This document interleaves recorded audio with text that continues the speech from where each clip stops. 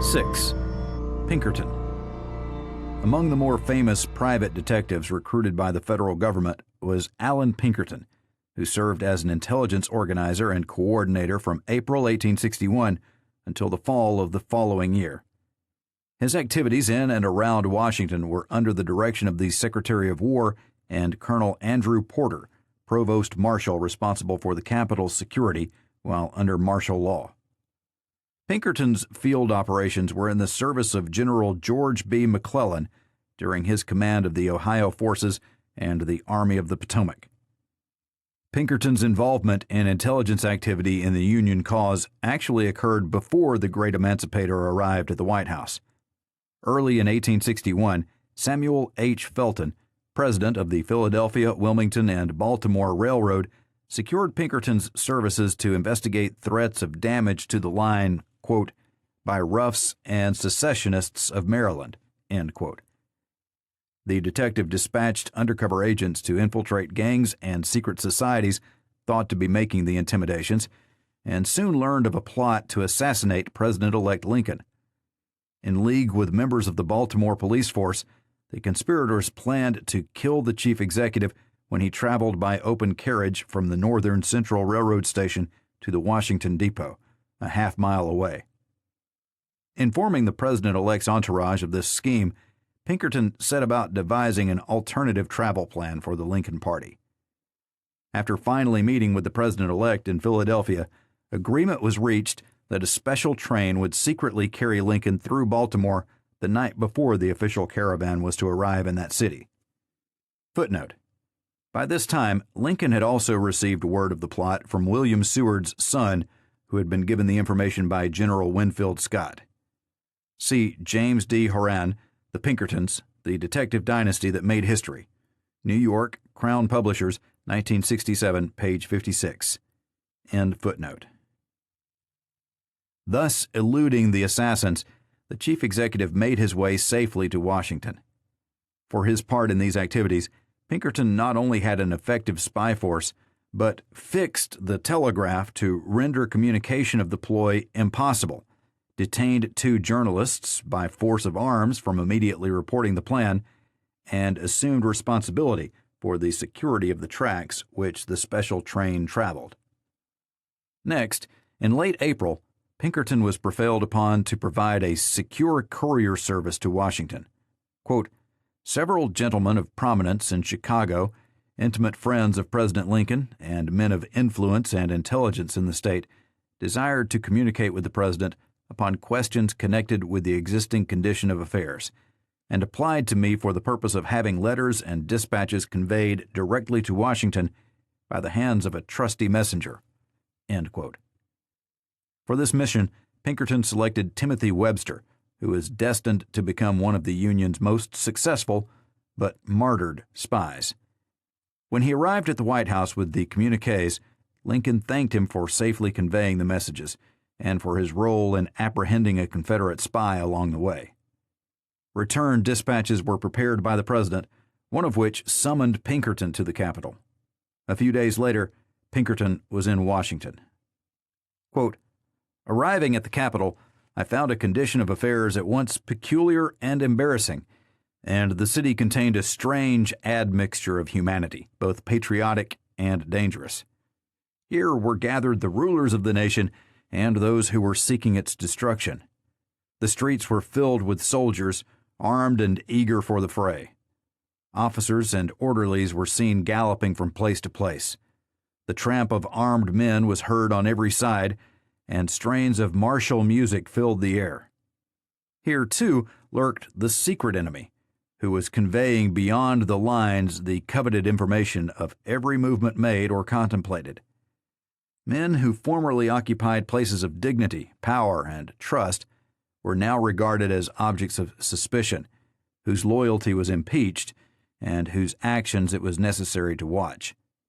Aristocratic ladies, who had previously opened the doors of their luxurious residences to those in high office, and who had hospitably entertained the dignitaries of the land, were now believed to be in sympathy with the attempt to overthrow the country, and engaged in clandestine correspondence with Southern leaders.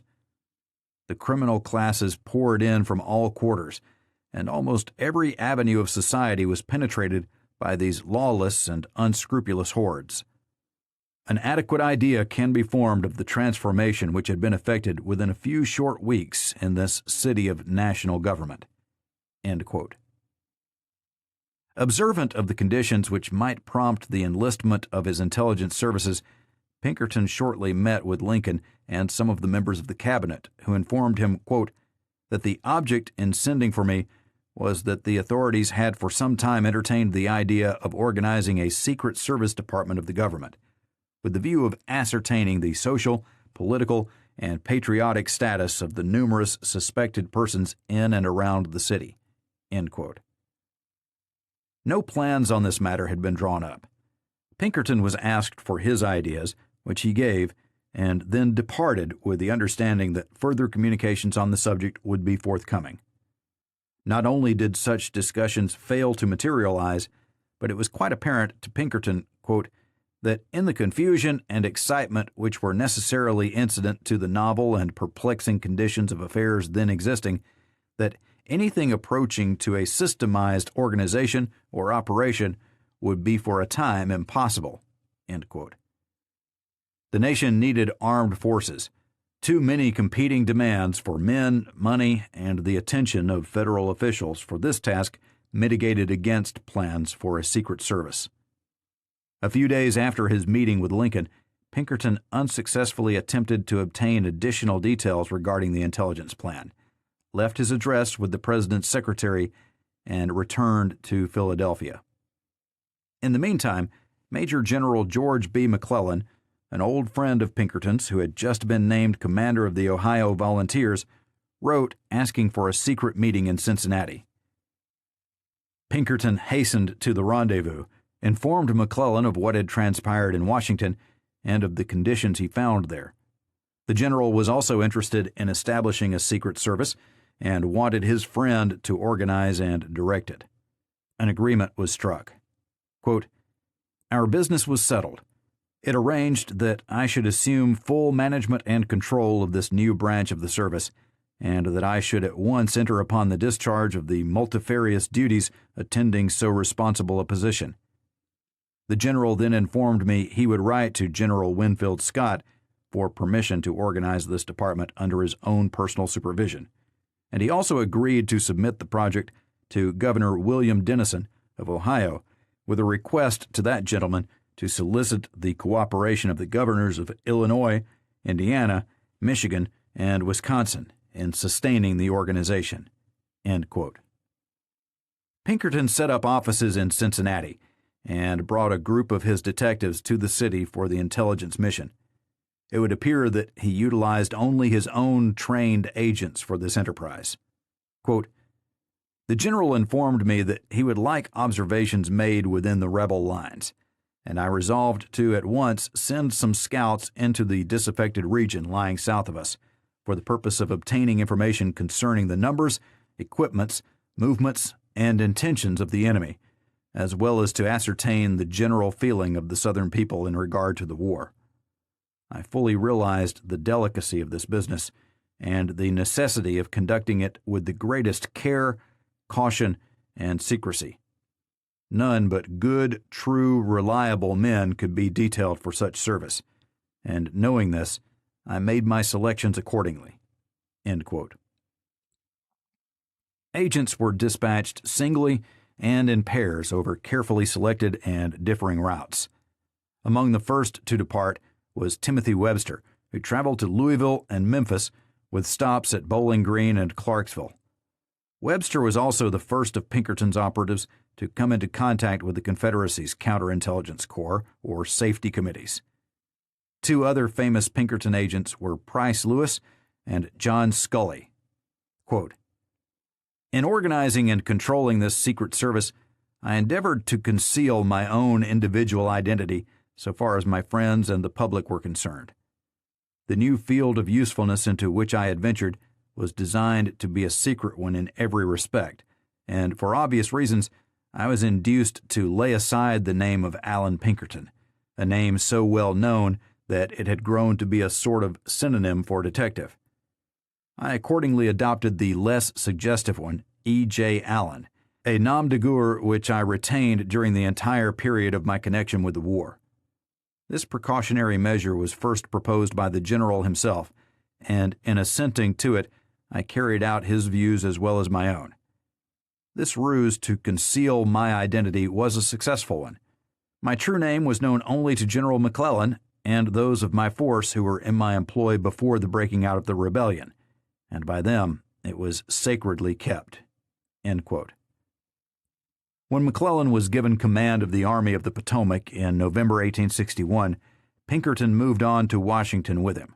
Quote, "Among the first things the general did, after being assigned to the command of the troops around that city, was to organize a secret service force under my management and control.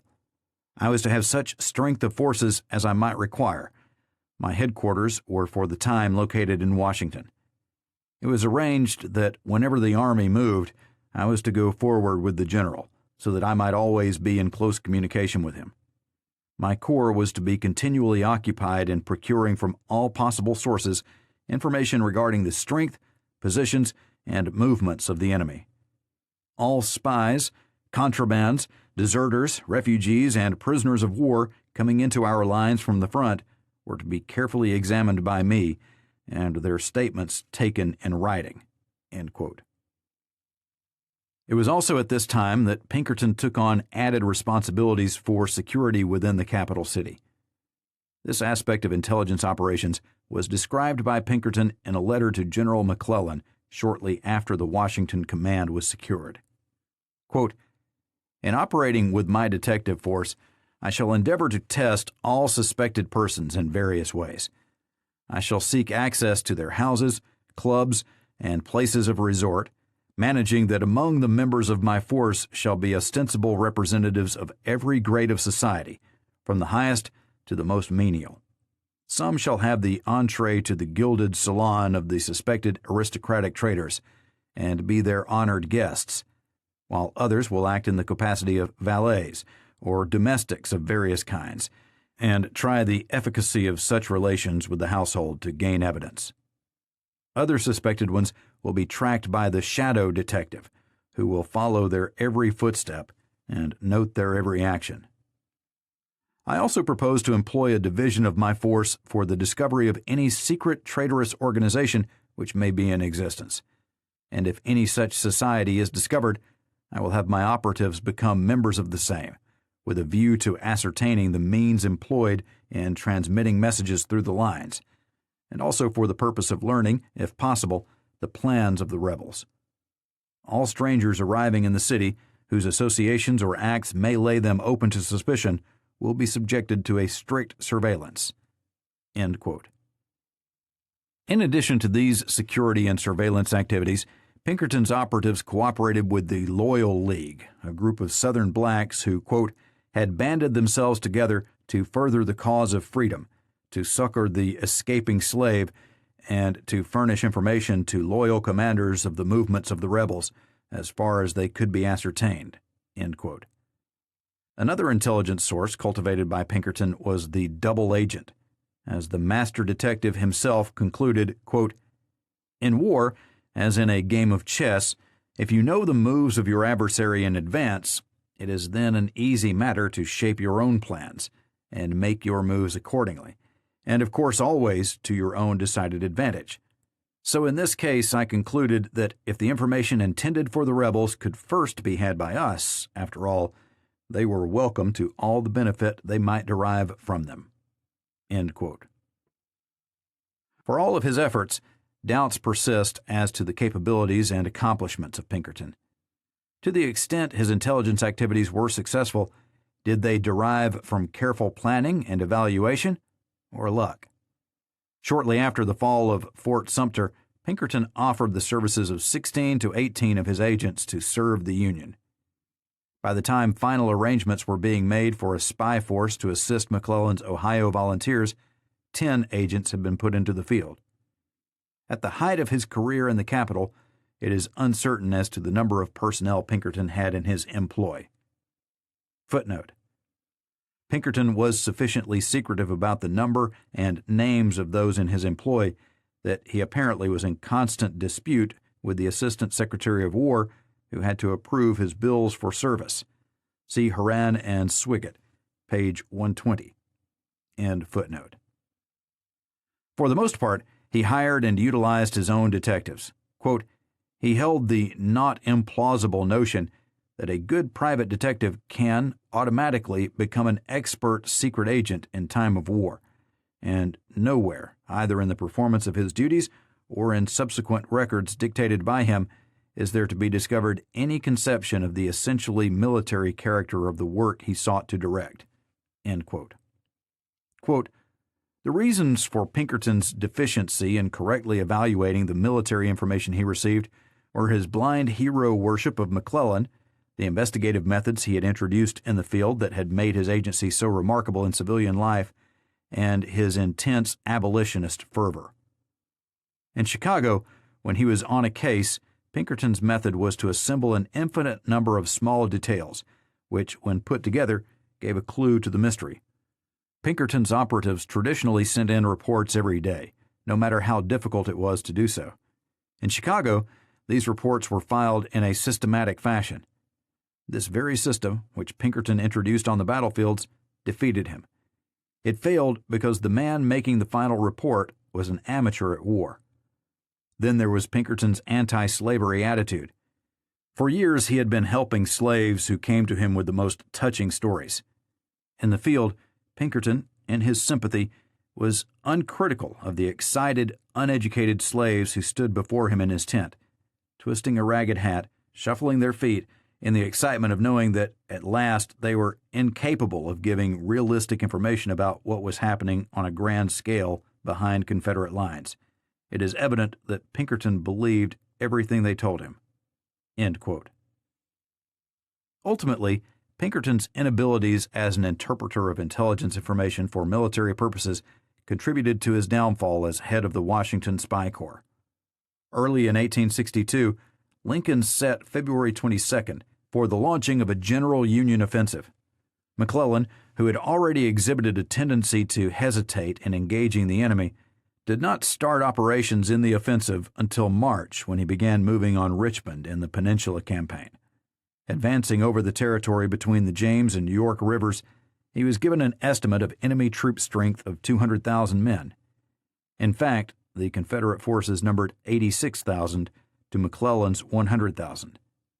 Nevertheless, the effect of this inflated estimate was sufficient to make the Union commander even more hesitant to engage the enemy than he had been in the past.